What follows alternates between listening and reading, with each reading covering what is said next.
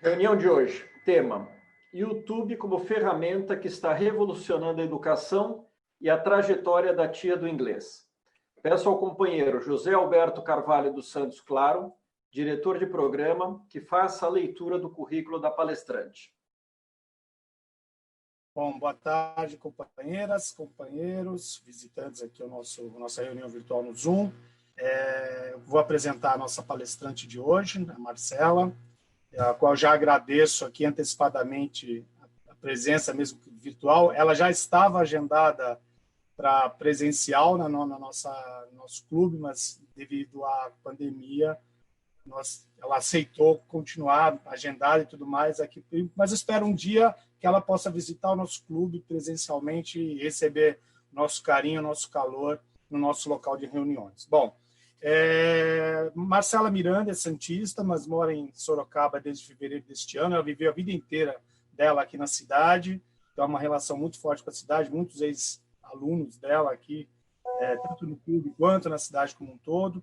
É professora de inglês há mais de 26 anos, uma entusiasta pela neurociência e pela programação neurolinguística, formada em letras pela Universidade Católica de Santos, a Unisantos, Master Practitioner em PNL. Seu canal no YouTube, o qual coloquei o link no nosso chat, também foi enviado para vocês por e-mail, para vocês poderem visitar e conhecer. Possui até ontem 666 mil inscritos. Hoje eu visitei, já pulou para 667 mil inscritos. Isso deve ser só de rotariana, essa diferença aí, viu, Cláudio? E ela, até o momento que eu visitei, tinha mais de 24 milhões e 500 mil visualizações dos seus vídeos lá, inclusive muitos meus, né? Muitas visualizações são minhas. Sua especialidade é levar alunos à fluência em muito menos tempo do que metodologias tradicionais, com a ajuda de técnicas poderosas da programação neurolinguística.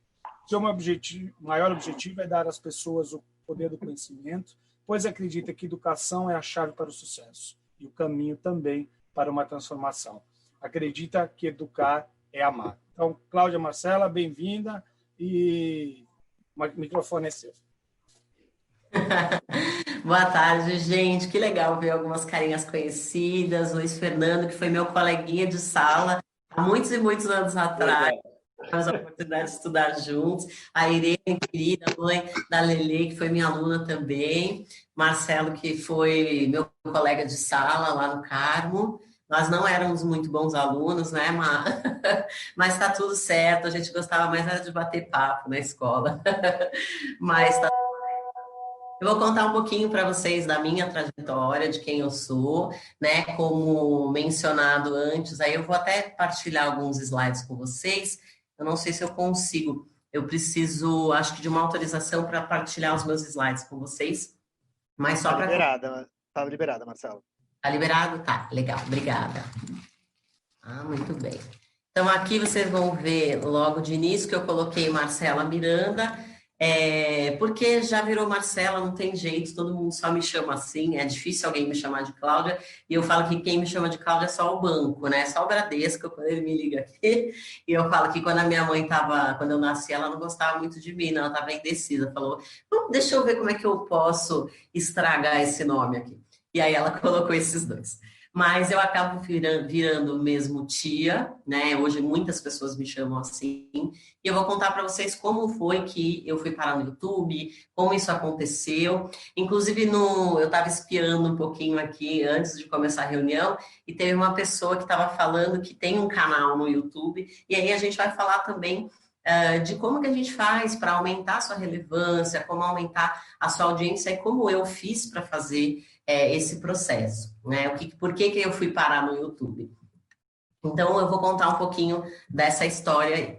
Então, eu acredito, e isso eu escrevi não por conta da crise que nós estamos passando agora, a questão da pandemia, do Covid e todas as nossas reinvenções para os nossos negócios, mas também porque a minha vinda para o YouTube, ela se deu através de uma crise, né? Então, eu só apareci, só comecei a pensar nisso através de uma crise. Então, o que aconteceu foi que eu dei aula em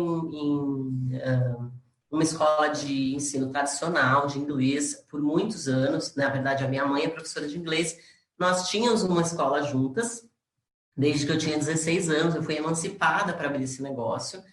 E quando eu comecei a me aprofundar na neurociência, na neuroeducação e na programação neurolinguística, juntamente com isso veio um programa que se chamava Programa de Imersão em Inglês. Era uma experiência, como se fosse uma experiência de intercâmbio. A Lelê, inclusive, filha da Irene, passou por essa experiência junto comigo, acho que ela participou da segunda turma.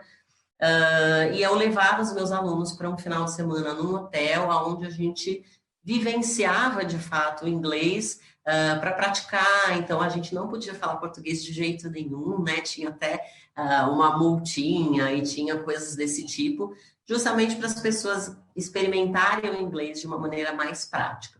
Porém, quando eu comecei a me aprofundar muito, a minha sócia na época, que era minha mãe, ela não embarcou muito nessa maneira diferente de dar aula, ou nessa maneira diferente, e eu sentia no meu coração que eu precisava seguir o que meu coração pedia de mim, né? Eu queria ensinar de uma maneira mais prática, eu queria empoderar mais os meus alunos, e através da programação neurolinguística eu consegui fazer isso com muito mais facilidade. Então, não fazia mais sentido para mim trabalhar numa escola de metodologia tradicional. Foi quando eu pedi para sair da sociedade e recomeçar tudo do zero, né? E aí comecei, em pouco tempo eu tinha a minha escola com os meus alunos, mas eu também tinha uma escola de porte pequeno, que na época tinha, sei lá, 40, 50 alunos, né? E eu não conseguia ter com tanta frequência os programas de imersão que eu tanto amava, porque aquilo era a minha vida, era o que eu mais gostava de fazer na vida inteira. E eu queria que isso acontecesse com mais frequência. E aí, de repente, eu me vi frustrada de não poder repetir essa experiência com mais frequência, com a frequência que eu gostaria, e também porque depois que eu descobri essa metodologia, eu não queria mais estar só dentro de uma sala de aula, eu queria poder proporcionar experiências para os meus alunos. E nesse proporcionar experiências para os meus alunos, eu procurei um coach que me ajudou muito na época para a parte financeira mesmo da escola, na época, para fazer uma organização, e ele veio com essa ideia e falou assim: por que você não começa um canal no YouTube? E aí você dá algumas aulas lá, as pessoas vão começar a conhecer o seu conteúdo e você pode falar da imersão lá, então você vai ter, né, uma oportunidade maior de pessoas conhecerem o seu trabalho. E aí eu fiquei até meio ofendida, não vou mentir para vocês, quando ele falou isso, porque, lógico, eu tinha uma mentalidade muito diferente da que eu tenho hoje, e aquela mentalidade de escassez mesmo. E eu pensei: você quer que eu faça de graça alguma coisa que eu cobro para fazer dentro da minha escola? Você tá doido?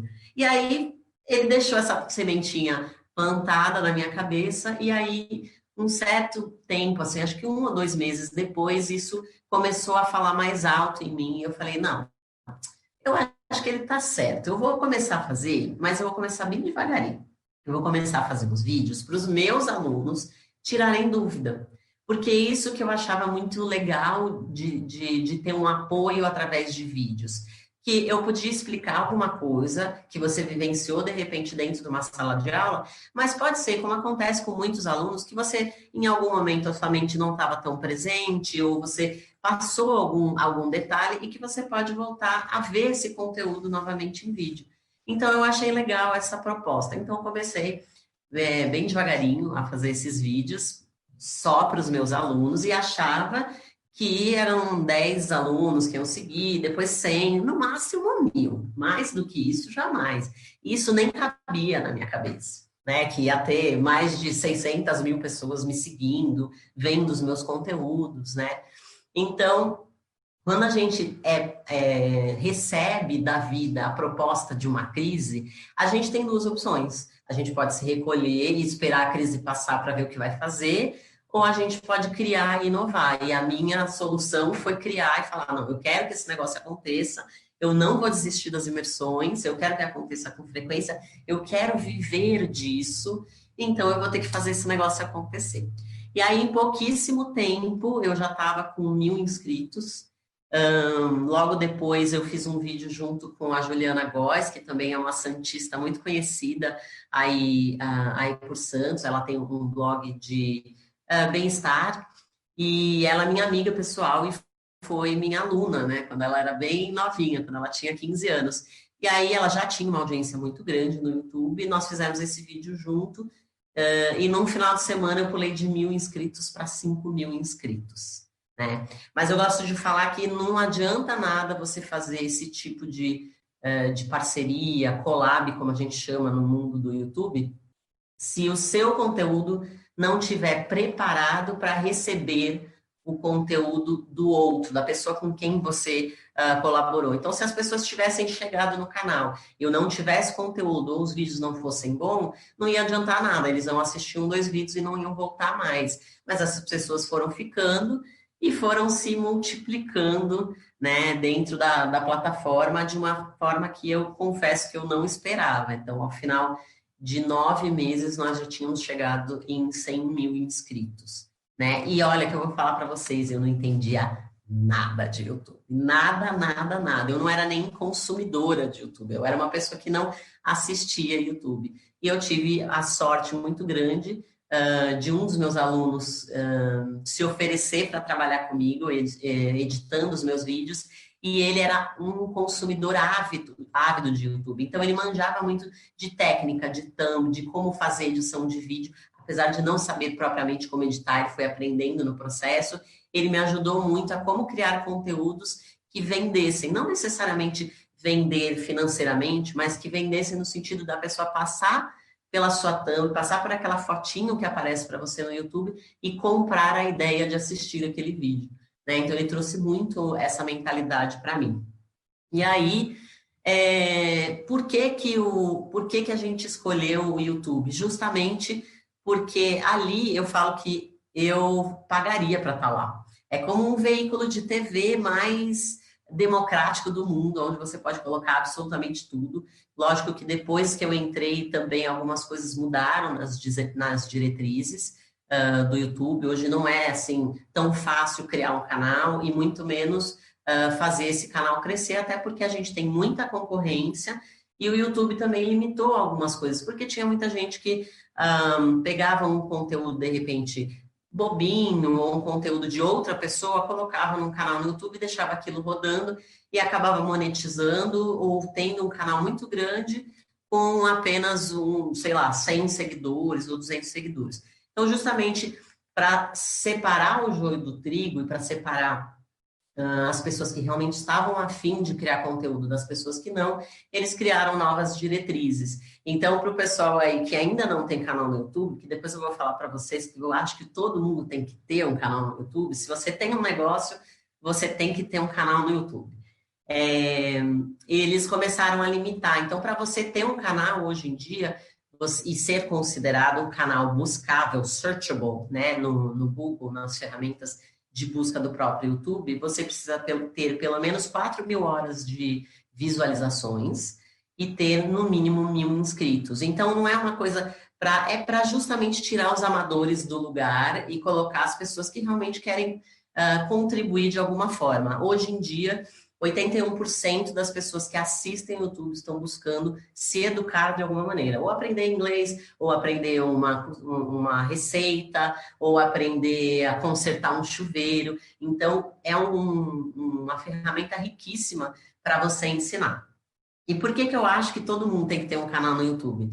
Gente, o dia que eu descobri que a VAP tem um canal no YouTube, eu acho que todo mundo tem que ter um canal. E é um canal relevante e bom, né? Então, o que eles pensaram? Eles pensaram fora da caixinha. Ao invés deles mandarem para o cliente um manual de instruções, eles mandam um canal do YouTube para você e você assiste. Se você primeiro quer comprar, antes de comprar o meu aspirador de pó, eu fui ver se era um aspirador que me servia. Então, eu vi ele em uso, vi para que servia, como montava, como desmontava. E, apesar de ser algo extremamente técnico, ele é extremamente relevante para o cliente da VAP, por exemplo. Então, é sempre aquela questão de o que eu posso contribuir e ensinar para o meu público, ensinar para os meus clientes, direta ou indiretamente, que vai fazer com que essas pessoas me olhem. Então, eu gosto de falar que o YouTube, na verdade, ele é uma grande vitrine, né? Ele traz oportunidades e, principalmente, ele traz visibilidade, né? Então, o YouTube, eu falo que muita gente pergunta, porque existe esse glamour, né? Se você é youtuber, você é milionário e as marcas querem fazer parcerias com você o tempo inteiro. E, na verdade, não é bem assim. O YouTube não paga bem, tá? Para vocês saberem. Hoje em dia, eu nem monetizo os meus vídeos, porque o que eu ganhava com a monetização dos vídeos não era compatível com o que eu perdia monetizando os meus vídeos, tá? O que acontece quando você monetiza os seus vídeos? Você dá para os seus concorrentes a oportunidade de anunciarem no seu conteúdo. Então, nós fizemos a opção de não monetizar. Então, a gente realmente distribui esse conteúdo de maneira gratuita. Quando você vê o meu conteúdo no YouTube, você não vai ver nenhuma propaganda no meio dos meus vídeos. Isso significa que ele está sendo distribuído para você de maneira gratuita. Compensa muito, muito. Porque hoje, de uma pessoa que tinha 50 alunos no máximo dentro de uma escola e não tinha capacidade nem física, nem de tempo para absorver mais pessoas, hoje eu tenho mais de 2.000 pessoas cadastradas nos meus cursos fechados e mais de 600.000 pessoas vendo os meus conteúdos abertos, que são 600.000 pessoas, 600.000 oportunidades de negócios. Então, ele é uma grande janela que você pode se mostrar para o mundo e mostrar aquilo que você tem de bom. E eu acho que tem sempre espaço para o aprendizado. A educação, seja ela de qualquer forma, seja ela para academia, ou seja, simplesmente aprender uma receita, ela pode empoderar muito e transformar muito você. Então, pensa num canal de, sei lá, de culinária para um jovem que está morando sozinho pela primeira vez. O quanto isso é rico e o quanto isso é importante na vida dele, né? Então, a gente tem nas nossas plataformas de redes sociais hoje uma oportunidade de contribuir com o mundo da nossa forma, até porque eu falo que o universo, o grande criador, ele deu para a gente algo maravilhoso, que é ser único. Só você pensa e fala como você. Não tem ninguém que faz por você. Ninguém sabe ser melhor Alberto do que o Alberto. Ninguém sabe ser melhor Marcelo do que a Marcela. Só eu, né? E essa questão de ser único é muito legal, porque todo mundo cabe nas plataformas sociais. A gente sempre tem alguma coisa para dizer que pode inspirar o outro, que pode ajudar o outro de alguma maneira. Então, eu acho que eu consegui combinar duas coisas que me ajudaram muito, que foi ter essa visibilidade e essa oportunidade de ensinar as pessoas com o meu propósito de vida, que é transformar através da educação. Então, eu consegui juntar duas linhas que andam muito de mão dadas, né? Eu vejo muito a educação como o amor, que eu acho que é a força que mais transforma o ser humano, com certeza, o amor. Ele é a única coisa capaz de curar, de fazer você transpor barreiras, e na educação você faz isso. Você, quando tem um novo conhecimento, um leque de oportunidades se abre para você e você vê novas oportunidades surgindo. Eu falo que não existe sorte. O que existe é uma mistura de preparação com a oportunidade. Se você está preparado e a oportunidade aparece, é óbvio que vai casar, aquilo vai dar certo, né? Agora, se você não se preparou, pode ser que a oportunidade passe por você e você não consiga enxergá-la, né? Então, eu acho que é muito isso. E uma coisa curiosa que eu acho que é interessante falar para vocês é que quando eu comecei o meu canal no YouTube, eu nunca pensei na possibilidade de ter cursos online. Nossa, mas nunca, até porque na minha cabeça, antigamente, eu pensava que eu estaria atraindo o movimento da educação dando aula online. Como assim você vai dar aula online? Porque tinha aquela coisa dos computadores, de repente, substituírem os humanos. Então, eu tinha um certo preconceito, né, sobre isso, sobre o EAD em específico. Mas a minha audiência foi dizendo para mim o que eles queriam de mim, o que eles desejavam. Até que todo mundo começou a mandar mensagem, mandar directs, mandar WhatsApp, enfim, e-mails, pedindo para que eu criasse um curso, né, online. Mas eu também não queria criar alguma coisa tradicional, eu não queria que fosse aquela mesma coisinha de sempre, né? Que as pessoas vão 2 vezes por semana na escola, e aí aquela coisinha tradicional, até porque eu já não acreditava mais nisso. Eu queria que as pessoas pudessem ter experiências. E aí, aos poucos, eu fui transformando o meu conteúdo que eu fazia no presencial no online. Hoje eu vivo 100% dos meus cursos online, né? Eu não tenho mais nenhum curso presencial, eu fazia as imersões até dezembro do ano passado. Não fui inspirada pela pandemia para ficar 100% online, foi uma coincidência feliz. Eu falo que o universo foi muito legal comigo, porque ele me intuiu a sair do presencial 100% e me intuiu a vir também a mudar de cidade. Eu mudei para Sorocaba em fevereiro e assim que eu mudei para cá, começou a pandemia, e foi mais fácil para mim, porque eu tinha acabado de construir um escritório dentro da minha casa, um estúdio, então eu já estava meio que, parece que eu estava preparada para tudo isso que estava acontecendo, e durante a jornada aí da pandemia, a gente melhorou muito o nosso faturamento nos negócios, porque as pessoas começaram a olhar para o EAD, né, de fato, né? Não sei se vocês sabem, eu coloquei esse slide aqui para lembrar de vocês de uma coisa. Como eu não sabia que eu ia criar um curso online, hoje, como eu faço? Na dúvida, eu sempre pergunto.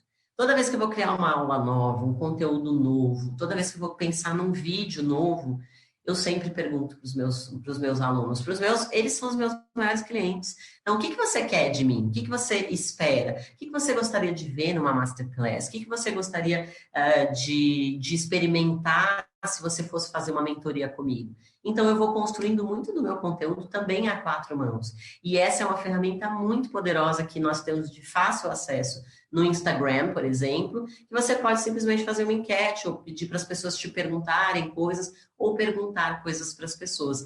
O seu público, a sua audiência, as pessoas que estão consumindo você de alguma forma, seja você como pessoa ou como negócio, vão te intuir e te levar, de repente, para um caminho que você nunca tinha pensado antes. Então, eu acho muito legal essa inteligência coletiva que a gente acaba desenvolvendo dentro das plataformas online, né? E aí eu vou falar um pouquinho sobre esse negócio do EAD antes e depois da pandemia. Eu não sei se vocês sabem, mas até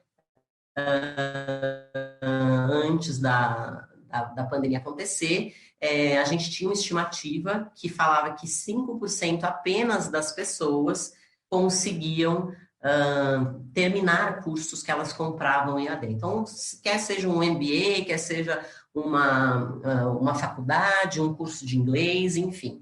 As pessoas simplesmente não terminavam, né? Porque, obviamente, quando você tem uma liberdade maior, não é tão fácil você lidar com essa liberdade, né? Você tem uma liberdade maior de horários, você vai ter que se organizar e, às vezes, você não quer sair daquela sua rotina.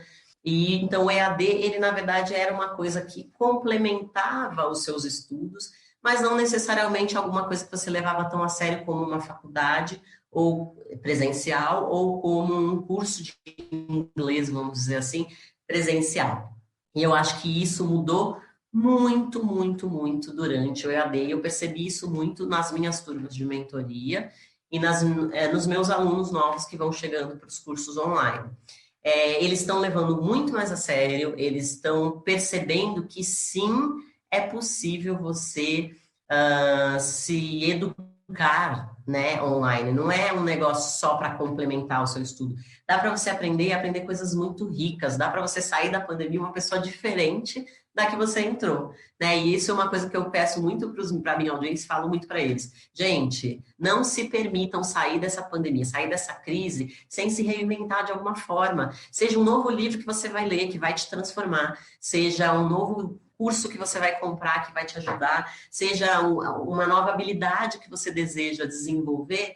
Isso tudo pode ser feito com esse tempo que foi nos dado, de alguma forma, né? E eu acho que essa foi a minha maneira de perceber a crise como uma grande oportunidade, não só de ter mais clientes, né, de ter mais visibilidade, mas também de ajudar mais pessoas e também aprender mais, porque eu também aprendi a me educar EAD. Eu já estou indo para o meu 3º curso EAD durante essa época aí de pandemia, e tá super funcionando, eu tô amando de paixão fazer dessa maneira.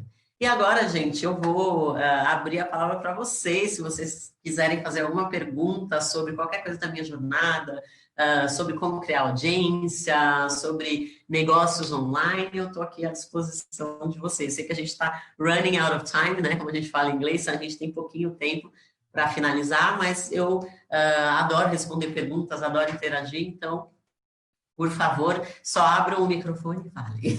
Se esse for o protocolo, tá? Marcela, muito obrigada aí. Realmente estudamos juntos, depois minha filha estudou com você. Muito bom. Agora vamos abrir as perguntas e comentários. Quem quiser falar, por favor, ou levanta a mão pelo Zoom ou envia pelo chat. A gente só pede que sejam breves nas perguntas para dar tempo de mais perguntas. Vamos lá, alguém quer fazer uma pergunta? É bom que eu tomo uma aguinha aqui. Eu falo. Muito bom. Tem aqui, peraí. Abrir o chat aqui para mim também. Assim eu consigo ver se vocês... só para começar a abrir, eu sei que não foi uma pergunta, mas eu vou até falar, eu não sei quem foi, eu vi uma fotinho de alguém que estava falando que criou um canal novo no YouTube, se chama Self alguma coisa, né? Foi o Arlindo. Isso, Arlindo. Muito bem.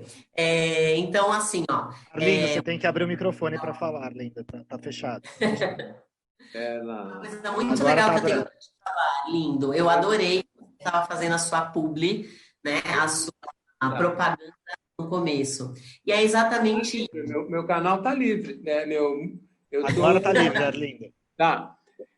Então, Marcelo, é o seguinte, eu me reinventei nessa pandemia. Também não conhecia nada de YouTube e começamos, eu e o meu grupo, que a gente mantinha estudos dentro da minha área, que eu sou psicoterapeuta na linha fenomenológica existencial. Então, quando começou a pandemia, uma parte dos meus pacientes comecei a atender via online, né? E aí veio a ideia, dentro do grupo de estudo, que a gente começou a fazer um grupo de estudo online também, com a minha equipe. E aí, por que a gente não pode fazer um canal? Né? Para começar a passar os temas até ligados ao isolamento social, né? E aí foi. E mais recentemente, já estamos indo para o 11º vídeo. Começamos a falar da liberdade, que era o problema. Legal. Né? Da liberdade que está dentro de nós, não está aí fora, né? Aí o homem é um ser em construção, que a gente tem que se construir, esse momento que favorece a interiorização, né? E aí foi angústia, depressão, síndrome do pânico, drogadição, enfim, transtorno da beleza, transtorno alimentar. Esses foram os temas que a gente começou a desenvolver. E mais recentemente, na semana passada, alguém falou, por que você não coloca no LinkedIn? Aí criamos o canal no LinkedIn profissional, né? Em que há um link que vai diretamente para o YouTube. Então, o pessoal do LinkedIn pode assistir, né? Então, agora a preocupação é da gente poder expandir isso, né? Por isso que eu estava pedindo no início para os meus companheiros ajudarem a eu expandir esse canal, né? Porque é uma proposta diferente, né? Porque a gente vai para as causas dos problemas, a gente não é aconselhamento, mas estamos divulgando, na verdade, a psicologia e a psicoterapia como um instrumento de construção das pessoas. Legal, Arlindo, muito bem. É isso mesmo que eu queria dizer. O que você me disse? O que eu posso fazer para expandir mais? Para expandir mais, ó, primeiro de tudo, eu acho que você já começou super certo. A primeira coisa é a gente usar a nossa rede de apoio, os nossos amigos. Então, vamos pegar a nossa rede de apoio e falar, gente, meus filhos sigam, meus amigos sigam, todo mundo vai seguindo. E aí, de repente, quando você vê, esse conteúdo está se pulverizando para outras pessoas. E eu acho que uma das coisas também que a gente tem que ter sempre em mente, né? Eu falo que tudo acontece do jeito que tem que acontecer, mas eu acho que a gente, primeiro de tudo, tem que fazer pelo propósito. Então, eu consigo claramente que o que você fez foi começar pelo propósito. A gente pode ajudar as pessoas durante esse tempo de pandemia. As pessoas têm mais tempo e elas, de repente, têm tempo de pensar sobre a sua existência, sobre o propósito, sobre a liberdade, sobre como elas se sentem com relação à beleza. Então, é pelo propósito mesmo. E aí, de repente, você estando muito presente, que eu acho que isso é o grande quê, né, da internet, é porque nós estamos o tempo inteiro concorrendo por atenção. Então, quanto mais você chama a atenção, mais presente você está, mais fácil vai ser de você crescer a sua rede e a sua comunidade. E criar sempre, amigo, tanto para você quanto para qualquer pessoa que esteja pensando em redes sociais, um senso de comunidade para as pessoas, para elas saberem que você não é só um negócio, que você não é só um psicoterapeuta, mas que você é uma pessoa que também passa pelos seus problemas existenciais, que também passa pelos seus perrengues, que também tem família, né, que também se perguntou muitas coisas durante a época de Covid e que está ali à disposição deles para ajudá-los, para enfrentar o que quer que seja. Eu acho que isso é o mais legal. Então, eu sempre misturo conteúdos mesmo, onde eu estou ensinando inglês, e também falo um pouco da minha vida, sobre os livros que eu leio, sobre, enfim, quando eu estou passeando, eu posto sobre os meus passeios. Eu acho que isso é muito importante, as pessoas terem em você o senso de comunidade mesmo, é uma familhinha um pouco maior que você vai criando na internet. Legal. Muito Deixa eu obrigado. passar. E fica aí o verdadeiro selfie para você acessar também. Muito obrigado. Legal. Obrigado, amigo. Deixa eu passar para o Alberto Claro, que também tem uma pergunta. Marcelo, você acabou de mencionar uma coisa que é interessante para quem trabalha com conteúdo na internet, tanto indivíduo quanto marcas, empresas, que é mesclar um pouco o conteúdo em si, ao qual você se propõe, com um pouco da sua vida pessoal. A gente pode jogar isso para as marcas, que é a empresa, além de ter os seus produtos, as suas vendas, ela tem que ter uma identidade quase que física hoje. O seu líder mostrar a sua cara, seu discurso e tudo mais. Então, coloca essa tendência um pouquinho, justamente em cima do que você falou, que a marca também precisa colocar o indivíduo aparecendo além dos seus próprios produtos. Exatamente. Eu vejo muito isso como uma tendência muito crescente, até porque a gente parte de um princípio que as pessoas, elas gostam de comprar de pessoas. Eu prefiro, quando eu vou comprar alguma coisa, seja um brigadeiro que eu estou com vontade de comer, eu muitas vezes vou procurar um amigo meu e falar, eu estou com vontade de comer um brigadeiro, você tem alguém para indicar? Eu preciso de um bolo para a festa de aniversário do meu filho. Você conhece alguém que faz bolo? Às vezes a gente prefere comprar de uma pessoa recomendada, olha, compra lá da Joana, a Joana é ótima, nossa, ela é super caprichosa, e às vezes é legal essa sensação que você tem de comunidade. Então eu falo que para as marcas, eu já dei mentoria para marcas, né, para elas também fazerem parte dessa transformação, e eu falava muito para os meninos, eu trabalhei com uma aceleradora de startups aí em Santos, e os meninos que estavam à frente, os CEOs da empresa, eles tinham muito essa dificuldade de aparecer, de falar. E eu falava para eles, gente, isso é pandemia, isso é uma habilidade do futuro, você vai ter que aprender a falar na câmera. Vai ser cada vez mais comum você estar presente no Zoom, você ter que fazer uma live, as coisas vão crescendo de uma maneira, se você não se preparar para isso, não vai acontecer. Então, por mais que você tenha uma marca, é interessante você criar esse senso de comunidade, porque as pessoas vão perceber que elas podem confiar em você, comprar. E comportamento de compra tem a ver com confiança. Eu só compro naquelas marcas que eu confio. Então, quando você tem uma relação de pessoa para pessoa, é mais fácil confiar, né? Então, é legal você poder ver um vídeo, ver o olho da pessoa, ver a carinha dela e ver que ela também é humana. Então, tem dia que eu não estou muito legal e eu falo, hoje eu não estou muito legal, gente, cheer me up. Ou coloco alguma coisinha, ou um passeio, ou uma comidinha que eu estou comendo. Logicamente, sempre fazendo uma medida muito boa disso, mas você vai sentindo pelo seu público aquilo que interessa mais. Mas é muito importante para as marcas terem um representante, uma pessoa que vai ser a carinha da empresa e que vai dar para a marca aquela sensação de acolhimento, de vem para cá que aqui você vai ser acolhido. É bem legal isso. Irene, obrigada. Temos mais uma pergunta aí do Marcelo Bosani. Acho que o seu microfone está fechado, Marcelo. Imagina. Olha, nossa, vamos lá, obrigado, parabéns pela sua apresentação. Hoje a gente vive, né, como você falou, hoje a gente vive num mundo cada vez mais digital, né? E aí você vê muita gente partindo para essa coisa do conceito. Então, falando de todas as redes, hoje o Instagram está super em alta, né? Quais características, o que você imagina para atrair mais engajamento? Eu acho que a gente fala assim, o conteúdo acho que é fundamental dentro de qualquer tema. Não adianta a gente ser redundante, trazer sempre o mesmo conteúdo, que eu acho que você não acaba trazendo um público novo para isso, né? Uhum. E uma coisa é a relação comercial. Hoje você vê muita gente se categorizando um digital influencer. E tem uma amiga minha que hoje ela está morando na Suíça, e ela trabalha muito bem essa coisa de rede social, e ela estava fazendo um bate-papo com a gente, e ela questionou, ela falou assim, tem muita marca que me procura para a gente fazer a famosa parceria. Então, como você falou, é você falando, você está endossando, de repente, um produto de uma pessoa. Pode comprar que eu estou falando e o negócio é bom.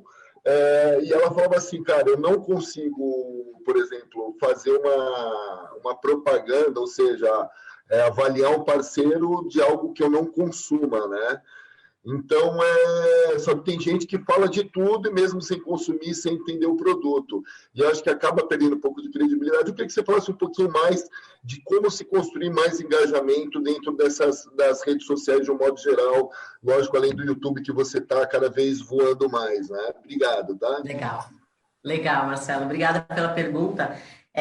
Faz muito sentido, eu vou falar para vocês desse jeito. Se eu tivesse que começar tudo hoje, de novo, do jeito que o mundo está hoje, porque a gente não pode dizer amanhã, porque as coisas mudam numa velocidade muito rápida, mas eu não começaria pelo YouTube, eu começaria hoje pelo Instagram. Então, toda vez que eu estou dando algum tipo de mentoria para alguém que quer começar, eu sempre falo, começa pelo Instagram. Porque o Instagram, ele é muito imediato em te dar uma medida do que o público quer. Lá você pode fazer essa pergunta, né, gente, me fala aí o que vocês estão achando desse conteúdo XYZ. Então, lá você pode pedir para o seu público te perguntar, então você tem uma resposta muito rápida. Então, fica ali naquele conteúdo uns 2 meses para você ir medindo mesmo a sua audiência. Tudo que eu quero criar, eu sempre pergunto para eles antes, né? Então, eu acho que isso é muito legal.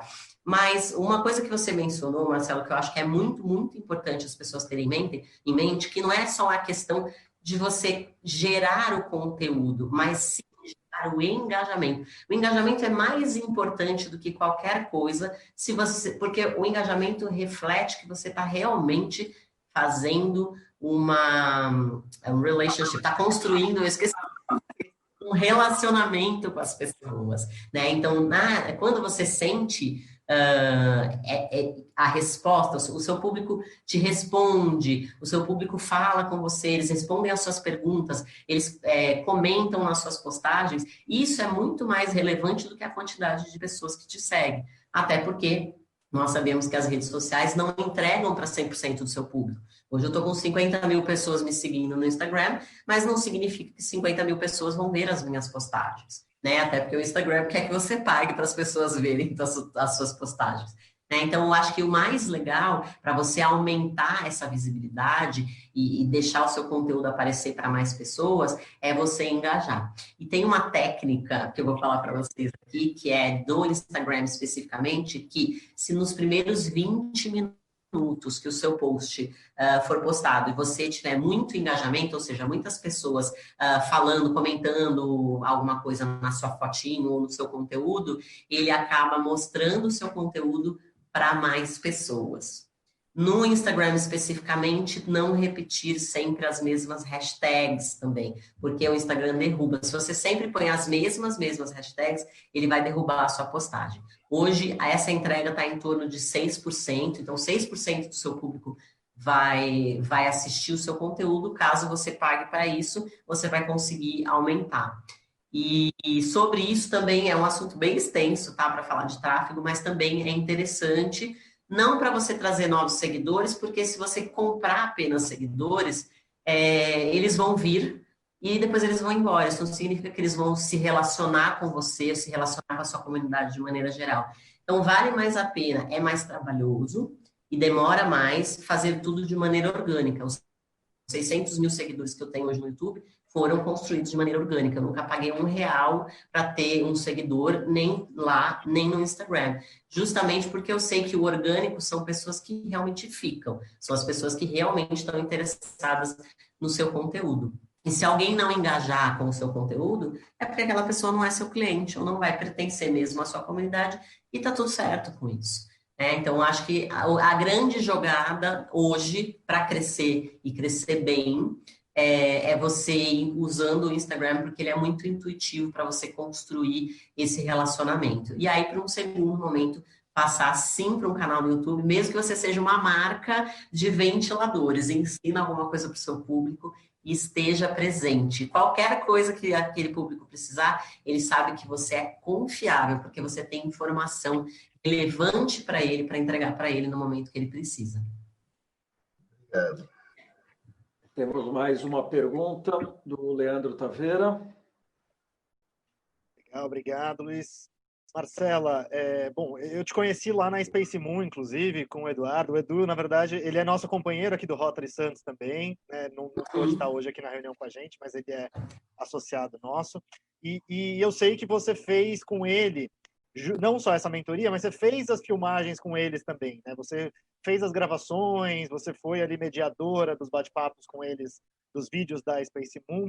Então, eu queria saber como é que é esse trabalho para você, se você faz isso com outros também, ou foi muito específico com ele pela parceria, como é que você costuma fazer tanto essa questão de mentorias para empresas ou instituições fazerem esse tipo de vídeos, e a sua participação também, como é que é? Isso é uma pergunta. E a outra, eu queria que você comentasse um pouco também, a gente sabe que tem muito, né? Você mesma comentou essa questão do public post, das marcas procurarem, e como que é isso, né? No seu caso, se você lida bem com isso, como que você faz? Se você aceita esse tipo de publi, como é que é essa relação dessas empresas com você para essa divulgação no YouTube, no Instagram, enfim, nas suas redes como um todo? Então, essas duas perguntinhas aí, você poder comentar um pouquinho para nós, por favor.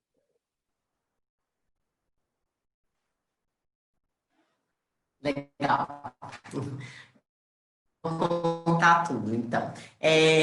Na verdade, a questão da mentoria eu já fiz com outras pessoas também, já fiz com outras empresas, mas foi algo bem, o deles foi bem custom made, assim, foi algo bem desenhado para eles especificamente, inclusive a minha participação no vídeo justamente porque os meninos tinham muita essa questão de não aparecer na câmera, de, eu não quero estar ali presente, e eu falei, não, vocês vão ter que aparecer, não tem jeito, vocês são a cara da marca, vocês podiam até colocar uma pessoa para representar vocês aqui, mas ele não vai trazer a alma e não vai trazer o conhecimento que vocês têm sobre as startups em geral, né? Então, eu acho que vocês têm que estar presentes e talvez num formato de entrevista fica mais fácil, porque aí eu ia conduzindo eles, e eu acho que isso também é uma coisa legal. Você, de repente, no começo, se você quer começar algum trabalho online, você pode começar num formatinho de entrevista, com alguém que tem um pouco mais de experiência, fazendo colaborações. Eu acho que esse é um formato bem bacana, que deixa a pessoa que, de repente, não está acostumada, um pouco menos constrangida e um pouco mais à vontade, porque dá aquela impressão de bate-papo, e o bate-papo acaba ficando uma coisa gostosa de assistir, é muito natural. Ele ficou muito num formato podcast específico, foi muito legal. Hoje eu confesso que eu estou bem atolada com os meus projetos da Tia do Inglês, os projetos de mentoria, então eu acabo não pegando muito esse tipo de cliente, a não ser que seja uma pessoa realmente muito próxima, que já tem uma personal trainer agora, mas são projetos que eu pego pontualmente. Então, por exemplo, eu estou fazendo ela agora, eu já não pego mais nenhum outro projeto, porque eu não dou conta por causa da agenda mesmo, né? É uma loucura a vida de internet. E essa questão dos publis, né, tanto no Instagram quanto no YouTube, é bem aquela questão que o Marcelo falou, eu me identifico demais com isso, que é a questão de eu não consigo falar sobre produtos que eu não consumo. Então, qualquer coisa que tenha ali que eu falo, que eu mencione, seja uma cápsula para emagrecimento que eu estou tomando de fato agora, ou seja, o Zen, por exemplo, que é o aplicativo da minha amiga Ju, que eu faço meditações lá, eu sou uma meditadora, inclusive eu fui uma das vozes do Zen, no começo do Zen, né? Então, são coisas que eu de fato consumo. Então, se vem para mim uma empresa que quer apenas, né, a parceria para eu falar bem deles, eu costumo não aceitar, eu rejeito independente do dinheiro, porque eu acho que não vale a pena você oferecer para o seu público algo que você mesmo não compra. Então, eu não costumo fazer muitas parcerias, eu sou bem seletiva com essa questão. Então, se for um produto que eu experimentei e gostei, com certeza eu vou fazer, eu vou falar bem e vou fazer feliz, assim. Eu fiz recentemente uma parceria com a Wine, e foi um dos últimos vídeos do canal, porque sou consumidora de vídeos e sou de vinhos e sou cliente deles mesmo. Então, para mim não foi uma coisa difícil, um conteúdo difícil de criar, né? Então, eu acho que tem que ter muito essa coisa.